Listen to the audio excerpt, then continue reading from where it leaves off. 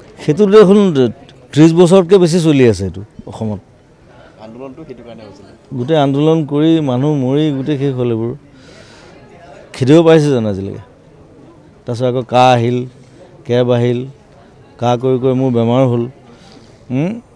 গতিকে এইবোৰ কথা মই নকওঁ এইবোৰ আচলতে ফটুৱা কথা আমাৰ মেইন কথা হ'ল আমাৰ কনষ্টিটিউশ্যনখন চেঞ্জ কৰিব লাগে ভুল আছে তাত ডাইৰেক্ট কথা মই ডাইৰেক্ট কওঁ কনষ্টিটিউশ্যন শুড বি চেঞ্জড তাত ইমান লুপ হোলছ আছে সেইবোৰ কোনেও নাচায় আৰু চব মানুহ পলিটিকেলত যায় পলিটিকেলাইজড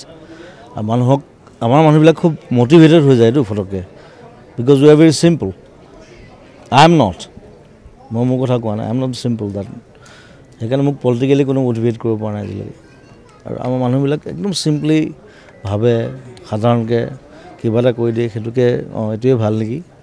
তেনেকৈ হ'লে নহ'ব অকণমান চিন্তা কৰিব লাগিব আৰু আমাৰ ল'ৰা ছোৱালীবিলাক এতিয়া ইণ্টেলিজেণ্ট দেৰ ধুনীয়া ভাল ভাল জেগাত পঢ়ি আছে কাম কৰি আছে ভাল আমি যদি চবেই ছাপোৰ্ট কৰোঁ একেলগে আমি দেশ সলাব পাৰিম